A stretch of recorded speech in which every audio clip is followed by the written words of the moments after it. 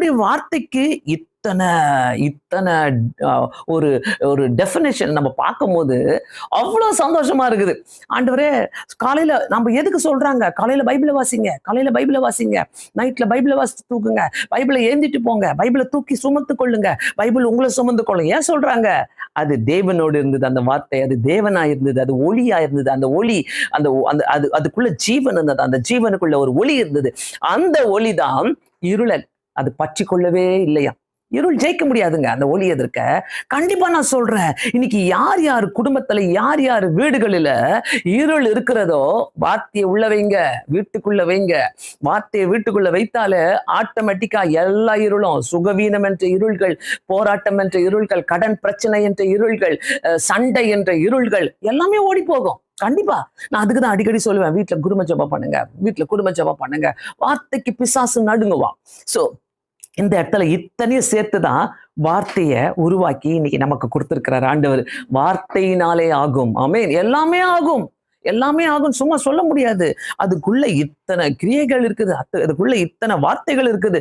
இந்த ஒளிதான் இந்த உலகத்துல பிரகாசிக்கிற ஒளியாய், மெய்யான 9வது வசனத்துல, உலகத்திலே வந்த எந்த மனுஷனும் பிரகாசிப்பிக்கிற ஒளியே அந்த மெய்யான ஒளி. ஆமென். அந்த மெய்யான ஒளி, அந்த ஒளிக்குள்ள ஜீவன் இருந்தது, அந்த வார்த்தைக்குள்ள ஜீவன் இருந்தது, அந்த வார்த்தைக்குள்ள ஒளி இருந்தது. அதுதான் தேவனாய் இருந்தது.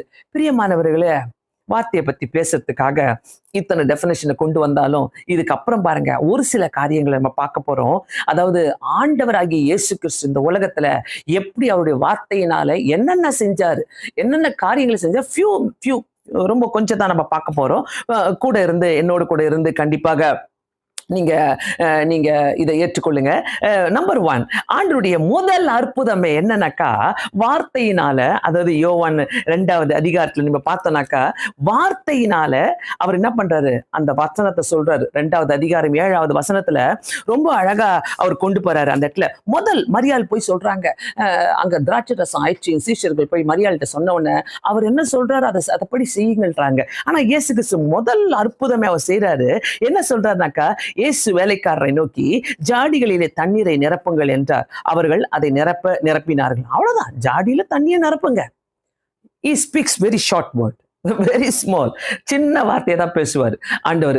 அது ஜாடியில தண்ணியை நிரப்புங்கள். நம்மளா இருந்தா, என்ன இவர் சொல்லிக்கிட்டு இப்படி போயிட்டாரு, எந்த ஜாடியில இன்னும் அந்த கற்சாடி எல்லாம் வேஸ்டா இருக்குது, 6 கற்சாடிகள் இருக்குது, இதெல்லாம் எப்படி தண்ணியை நிரப்புறது, என்ன பண்ண போறாரு, ஐயோ ஏதாவது ஆயிடுமா, இப்படி எல்லாம் நம்ம யோசிப்போம். ஆனா அவரே ஒரே வார்த்தையில சொல்லிட்டு போறாரு. ஒரே வார்த்தை தாங்க, அவர் பேசுகிற ஒரே வார்த்தையில அற்புதம் நடந்தது. பிரியமா